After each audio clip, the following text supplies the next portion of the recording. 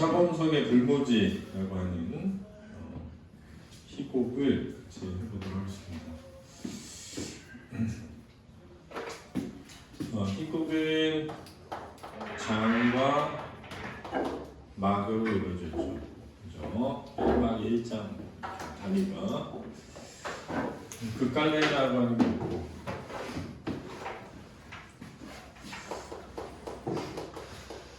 이 극갈래는 시나리오랑 희곡 이렇게 두 종류가 있습니다. 그렇죠? 시나리오는 상영을 목적으로 하는 것이고,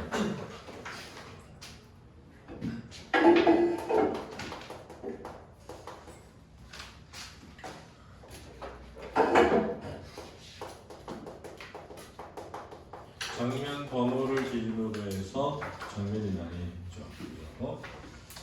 희곡은 상연을 목적으로 하는 것이고, 장과 막을 단위로 나뉘어져 있습니다. 그렇죠? 이 극갈래의 가장 중요한 특징은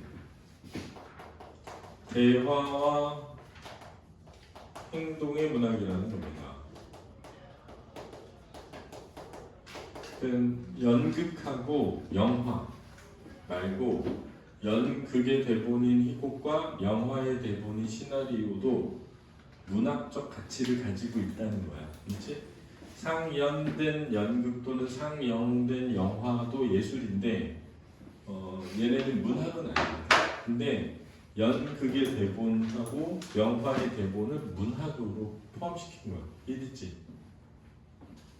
그러니까 문자 매체로 보았을 때도 작품성이 있다, 가치가 있다 이렇게 여긴다는 거야. 이거 좀 잘 이해해야 돼.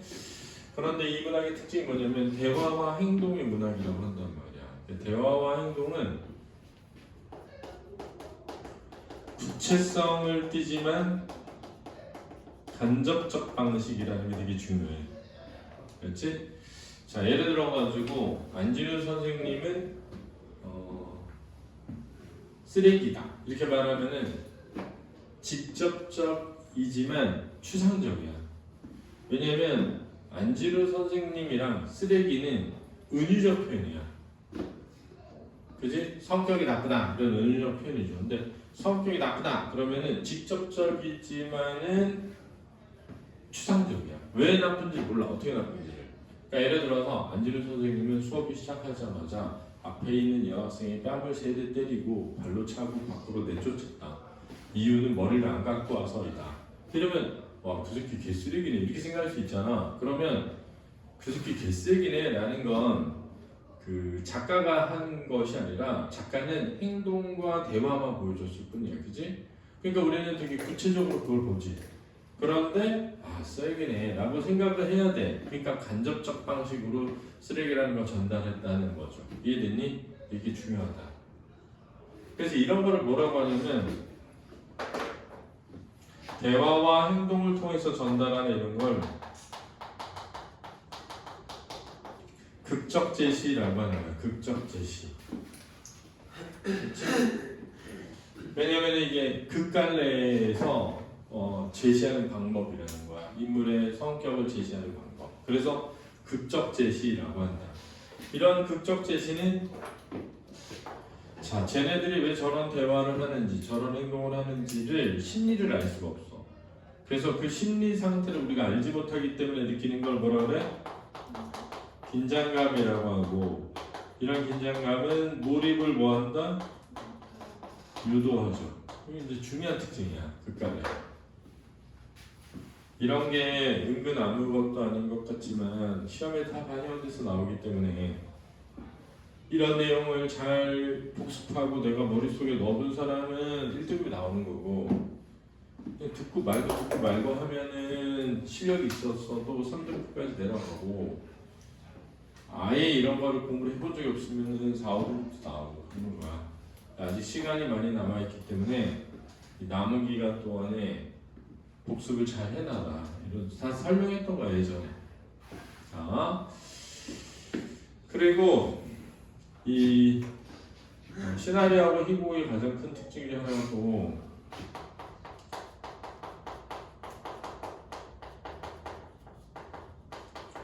제약이 따른다는 거야. 그렇지? 제약이 따른다. 이게 이제 무대라는 제약이 따른다 라고 하거든. 이 시공간적 제약이 있다는 걸 의미해. 시공간적 제약.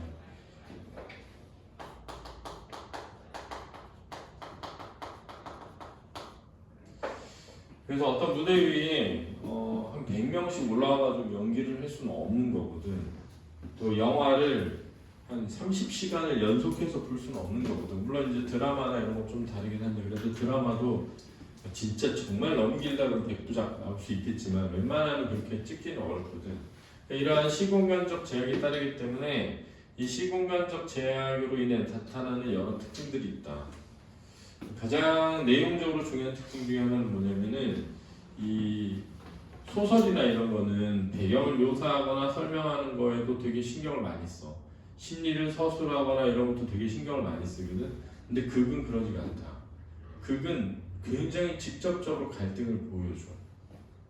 그래서 가장 서사갈래 중에서 서사갈래 극갈래 중에서 극갈래는 진짜 갈등의 문학이다 이렇게 생각해도 돼. 갈등이 어떻게 표출되고 그게 어떤 과정을 거쳐가지고 해결되는지가 직접적으로 드러나야 돼.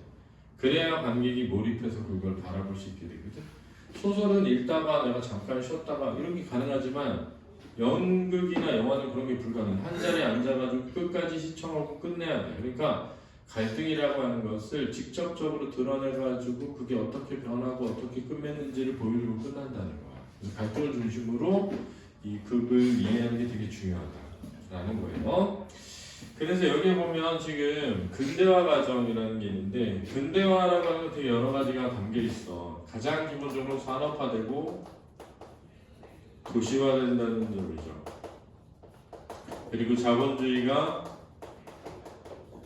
심화된다는 거야. 자, 이런 특징이 있는데 최노인의 직업은 뭐냐면 전통 혼례 혼구 대업이야. 그러니까 이 근대화의 과정에서 혼례의 과정, 혼사의 과정이 결혼식이라고 하는 것이 어떻게 되겠어? 이런 거 잘 안 되지, 상사가.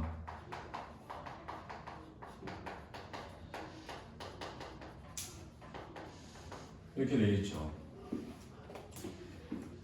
이로 인해서 생기는 여러 문제들, 갈등의 관계 이런 게 이제 구체적으로 드러나는 거죠. 여기서 얘는 사기를 당하고 자살을 하게 되고 얘는 강도짓을 해가지고 감옥에 가게 되는. 그래서 그게 바로 이 가족의 몰락으로 연결되어 있는 요렇게 되어 있는 이야기입니다. 그렇죠? 그래서 경수는 이게 다 돈 때문이구나 우리 집안이 이렇게 된 것이 하고 총을 들고 총이 갑자기 나와가지고 현실성이 좀 떨어지는데 그렇죠? 강도짓을 했는데 결국 경찰서에 잡혀가죠. 근데 하필이면 취직이 됐다는 통지서가 온 날 경찰서에 잡혀가고 죽은 딸, 자살한 딸의 모습이 발견되면서 비참한 최후를 맞이하면서 가족이 비명을 지르면서 끝난다. 그렇지? 이 불모지라고 하는 거는 소설을 이제 극으로 만든 거고 실제 소설은 좀 긍정적으로 끝나는 경향성이 있는데 이 차범석의 불모지는 부정적 결말로 끝을 맺는다는 특징이 있습니다. 그걸 좀 이해하고 한번 가보죠. 자, 경제 이렇게 돼 있거든요.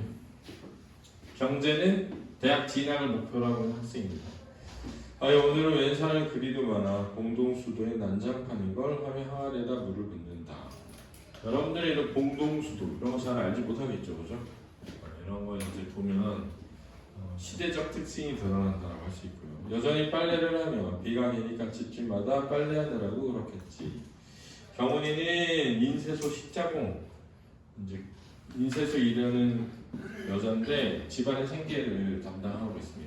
오늘 진짜 여기 얘가 거의 다 벌어들이고 있어.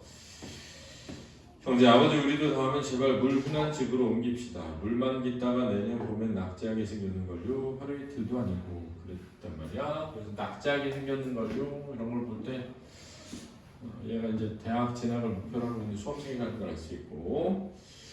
자, 여기서 핵심은 이제 물 흔한 집으로 옮깁시다. 요거예요. 물 흔한 집으로 옮깁시다. 이 얘기하려고 지금 하는 거야. 돌아보지도 않고 그래. 자, 여기서 돌아보지도 않고 중요하다. 별표 쳐놓고 이런 걸 뭐라고 하지? 지시문이라고 하지. 이 지시문에는 두 가지가 있다고 해. 무대 지시문, 동작 지시문 이렇게 있거든.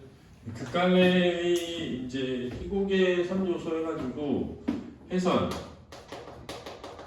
지시문, 대사 이렇게 나뉘거든요.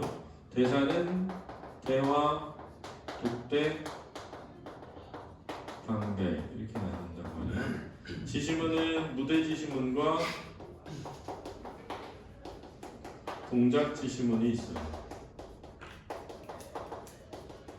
이렇게 있습니다. 맨 앞에 인물 등장인물 소개하면서 나오는 걸 해설이라고 그러고 사람 이름 써있고 하는 대사, 대화 빼고는 다 지시문인데 특히 여기에서 나오는 이 동작 지시문이 중요하다. 왜냐하면 이 동작 지시문은 분위기를 전달하기 때문에 그러니까 이 분위기는 연출에서 매우 중요한 역할을 하는 거야. 그렇지? 그래서 괄호 쳐져 있는 이 동작 지시문에 나와 있는 걸 우습게 생각하지 말고 유념해서 볼 필요가 있다. 여기도 잘 보면 돌아보지도 않고 이렇게 돼 있잖아, 그지? 그러니까 여기서 그래라는 건 진심이 아니라는 거야. 그렇지? 아 그래 우리 꼭 옮기자 이런 게 아니라는 거야. 돌아보지도 않고 이게 되게 중요한 거야. 그래서 건성으로 이런 뜻이야 이게. 건성으로 대답한다. 소설이라면 건성으로 대답한다 이렇게 써 있을 수 있어, 그렇지? 근데 소설이 아니기 때문에 돌아보지도 않고라는 동작을 통해서 태도를 드러내는 거야, 그렇지? 애도 속없는 소리 잘하긴 경희 언니 닮았나봐. 누가 이따위 골목 구석에서 살고 싶어서 살고 있니? 그랬단 말이야 경훈이가. 그래서 애도라고 할 때 애는 누구야? 경제죠. 속없는 소리 잘하긴 이 속없는 소리 잘한다는 건 뭐냐면 현실을 너무 모른다는 뜻이야. 현실을 너무 모르는구나. 누가 이따위 골목 구석에 살고 싶어 살고 있니? 이 말은 뭐니? 돈이 없어서지 이 뜻이죠.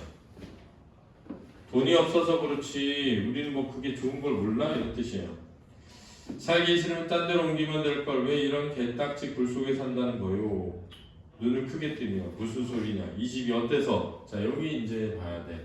그래 해놓고 왜 갑자기 이러지? 라는 게 아니라 사실 그래 라는 대답은 그냥 아무 생각 없이 한 대답인 거야, 그렇지? 아버지나 좋아하시지. 우리 식구 중에 이 집을 좋아하는 사람이 누가 있어요? 싫은 놈은 언제나 나가야지. 절간이 미우면 중이 나가는 법이야. 요런 게 이제 비유적 표현이죠. 이게 풍기법입니다. 그렇죠? 이게 속담이라는 걸 이용해서 현재의 상황을 드러내는 거. 남은 물통을 비우며 중도 없는 자를 못에 쓰게요. 도깨비나 날걸. 약한 핏대를 올리며. 이런 게 중요하다. 도깨비가 나고 노다지가 나고. 노다지는 금이죠, 금.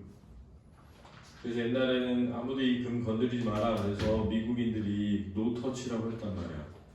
그래서 노터치를 사람들이 잘못 알아들어서 노다지라고 했단 말이야. 그렇지? 제 집 진입을 산다는 건 다행으로 알아 이놈아. 못마땅한 낯으로 다행으로 할 건 덕지가 있어야죠. 휙 돌아서 뭐야? 재빨리 공기를 수습하려 들며. 그래서 공기를 수습하다라는 말은 분위기를, 그렇지? 누그러뜨리다 이런 뜻이다. 경제야 한 번만 더 길어와. 한 번만 더 길어와. 물 끊어지면 어떡하려고. 또야 나 시간 약속이 있는데. 슬겨보며 너 그러면 나와 약속한 일 공부도 없다. 짜증을 내며 정식이하고 도서관에서 공부하기로 했는 걸 9시 40분까지 가야 돼요. 어머니가 설거지통을 들고 부엌에서 나오면 바쁘면 어서 가려구나. 설거지가 끝나면 내가 기를 테니. 펄쩍 뛰며 엄마가 제일이야. 우리 엄마가 넘버1이지. 그 대신 내일 아침에 식전에 5찌개 기를게 엄마. 웃으며 그럼 물 항아리 더 사놔야겠구나. 농담이야, 알았지? 진짜 사놔야겠다 그런 뜻이 아니야. 왜 이런 얘기하는 거야? 기특하게 여기는 거예요, 자식을. 그렇죠? 그러니까 엄마는 어쨌든 자식을 사랑하고 있네요. 하다가 수채구멍에 물을 버린다. 수채구멍은 하수구 같은 겁니다. 손을 씻으며 항아리 값은 우리 재무장관 작은 누나가 지르고 하하 하며 아랫방으로 퇴장한다. 깍쟁이 빨래를 짜며 어머니가 어떻게 물을 기르신다 그러세요? 아직도 허리 쓰시기에 거북하다면서. 자, 이 대사를 통해서 두 가지를 이해해야 돼. 하나는 인물의 성격, 그렇지? 됐니? 두 번째는 중심 사건, 이렇게 생각해야 돼. 그래서 일단 중심 사건은 뭐냐면 집에 대한 문제야. 집에 대한 인식의 차이 있다, 그렇지? 집에 대한 인식의 차이. 됐니? 그다음 인물의 성격, 그렇지? 뭐 최노인이라든가 경운이라든가 경제라든가 이런 인물들이 어떤 입장과 성격을 가지고 있는지 이해해야 돼. 반에서 입바람 소리가 흘러나온다. 괜찮아. 허리 아픈 거 말하는 거. 참 그 고약을 다 붙였어. 네, 허리를 가볍게 치고 이제 훨씬 부드러워졌어요. 뭐니뭐니 해도 그 강약박 처방이 제일이야. 내 청이라면 친형제보다 더 알심 있게 약을 써주거든. 알심 있게는 마음을 써서 이런 뜻이다. 하기야 이 동네에서 옛날부터 사귀어온 집에 이제 그 강약박하고 우리 뿐인걸요. 자, 이 부분에서 시대의 뭘 드러내? 변? 그리고 최노인은 약간 옛날 것에 대한 애착이 강한 사람으로 보여, 그지? 왜냐면 고약을 붙인다. 이건 다 옛날 거거든. 지금 파스 아니고요. 그래야 우리가 과거를 회상하며 이 집에 산 지가 꼭 47년이고 그 강약방이 40년이 됐으니까 그러고 보면 나도 우연히 오래 살았어. 이 종로바닥에서 자라서 장가들어 자식 낳고 길러 이적한가 얼마 잤으니 종로바닥에다 붙이고 만약에 우리가 지금 이 사람한테 가서 말해줄 수 있으면 얘기할 텐데 거기 터 잡고 살고 있는 거 집 팔지 말라고 그러지. 왜? 엄청난 부자가 될 테니까.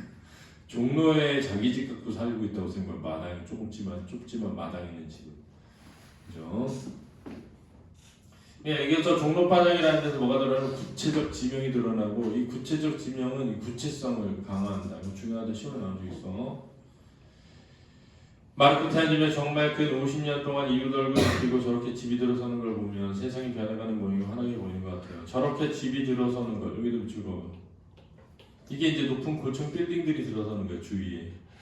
그렇죠? 이 높은 고층 빌딩이 들어서면서 햇빛이 들지 않아서 이 집이 무슨 지다? 불모지가 되었다. 이렇게 주제 연결되는데 이게 결국은 시대의 변화에 적응하지 못하는 가족이 몰락해가는 과정도 보여줍니다. 제가 당신에게 시집왔을 때만 하더라도 어디 우리 이웃에 우리 집 담을 넘어서는 집이 있었던가요? 넘어서는 집이 있었던가요? 이 말은 높은 건물을 뜻하는 거야, 그렇지? 사실이야 빌어먹을 것. 저 왜 높은 집을 쏘아보고 있는 거야? 무슨 집이 저 따위가 있어? 게다가 저것들 등살에 우리 1년 12달 햇볕 구경도 못하게 됐지. 당신도 알겠지만 옛날 우리 집이 어디 이랬소? 경훈이 웃으며 아버지도 세상이 밤낮으로 변화가 있을 텐데요. 변하는 것도 좋고 둔갑하는 것도 상관하지 않지만 글쎄 염치들이 세지. 염치는 부끄러움을 아는 것. 왜요? 집간놈들이 돈을 벌었지 온 장한 사람들도 내보라는 듯이 저 따위로 층층이 싸움을 해줄만 하고 이웃이 어떻게 피해를 입고 다니는 걸 모르는 말이다. 여기서도 뭐가 드러나? 시대의 변화. 그렇지? 두 번째는 그래서 집의 문제. 이 두 가지가 이제 드러나고 인물의 성격 강화 이렇게 되는 거야. 중략되고요. 여보 영감님 여기 종로 한복판입니다. 게다가 가게와 살림집이 붙어있는데 그래 겨우 250만 원이라고요? 그럼 당치도 않은 거짓말을 공동묘지에서 하시오. 죽어서나 해라 이거 알았지? 뭐요? 공동묘지에서라고? 이끼 버릇없는 놈 같아요. 이 영감님이 왜냐면 버릇없는 놈이 여기거든요. 그래서 욕을 해서 이 영감님이 그런 거예요. 그래 이놈아 너는 애비도 없는 놈이기에 나이 먹은 늙은이도 공동묘지에 가라고 이 청아이. 여보 김첨지 젊은 애들 말버릇이 나빠서 그런 걸 가지고 탓할 게 뭐요? 그래 내가 집 거간이나 놓고 다니니까. 그래서 거간이나 놓는다는 건 부동산 업자라는 뜻이야.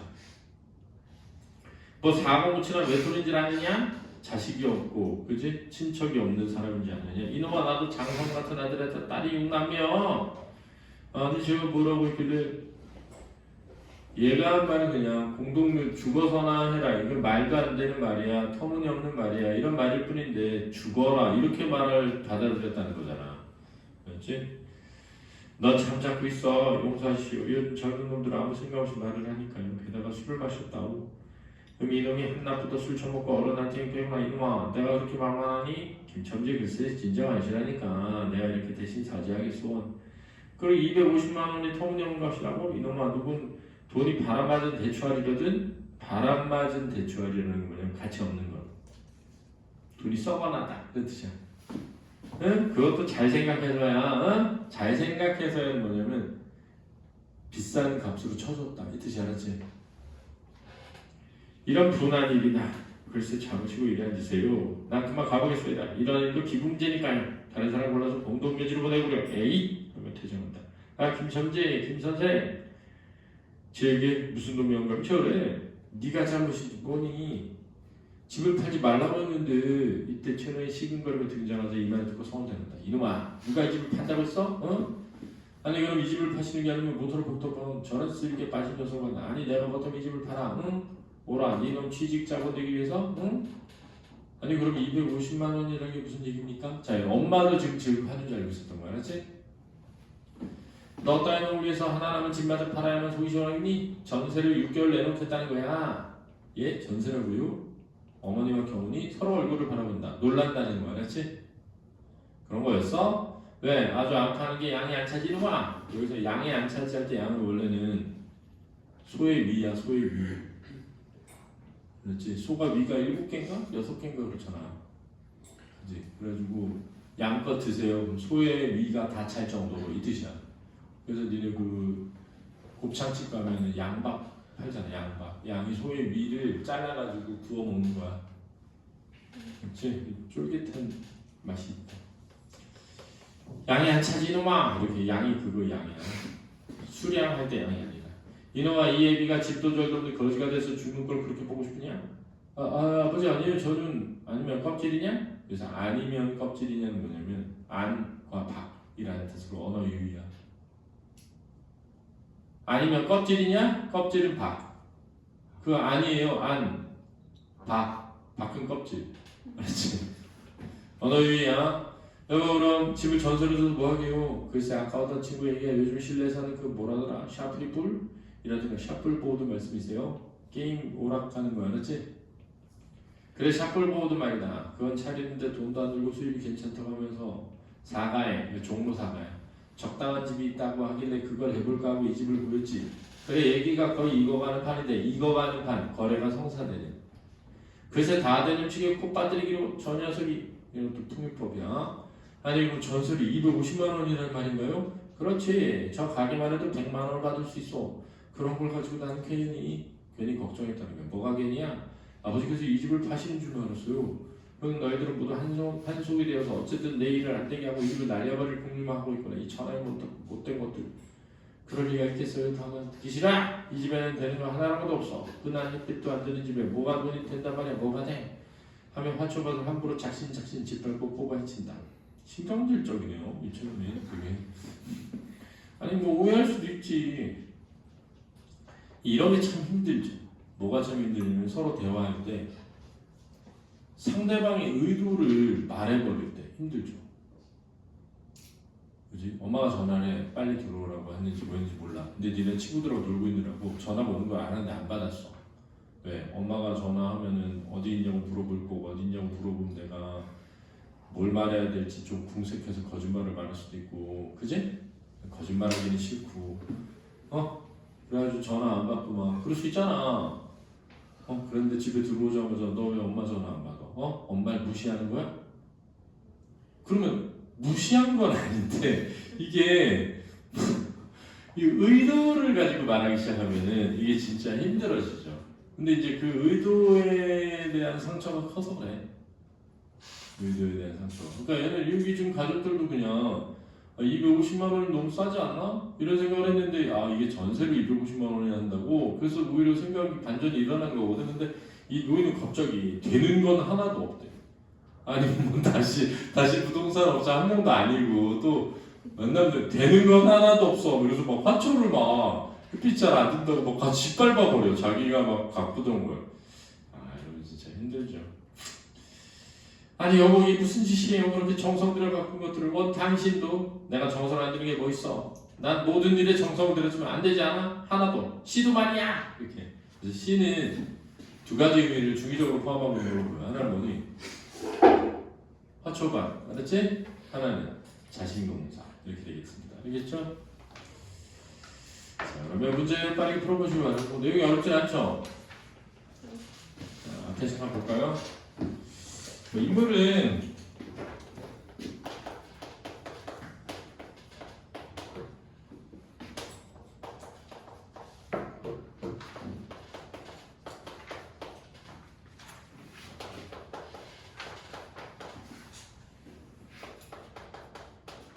장면은 크게 두 개인데 어쨌든 이 정도 나온다고 생각하고, 첫 번째는 핵심은 집을 팔고 더 좋은 곳으로 이사 가자. 아버지는 이 집이 어때서?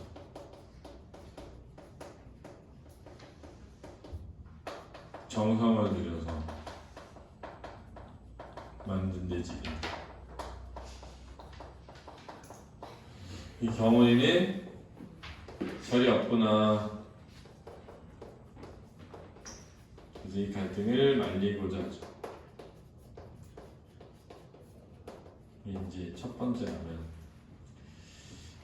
그 다음에 이제 국토방 주인이랑 둘이 갈등을 일으키죠. 헐값에 팔려고 하는구나 하면서 버릇이 없구나 하면서, 핵심은 또 이제 이 둘 사이에는 파는 것이 아니라 전세를 주고 다른 장사를 하고자 하는 거죠. 이 경수는 후회를 하고 있었던 거고, 여기서 되는 것이 없다며 신경질을 내며 끝나고 있습니다.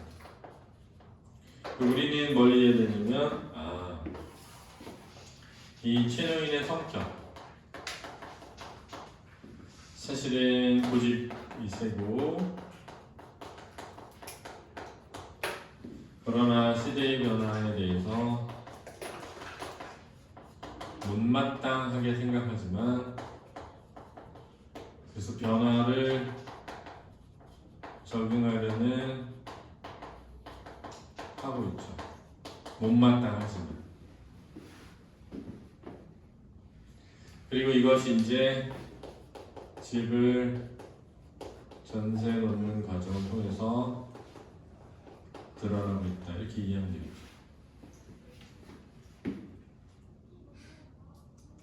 이게 이제 핵심이겠죠. 이걸 이해하면 되니까 어렵진 않습니다. 문제 풀어보시기 바랍니다.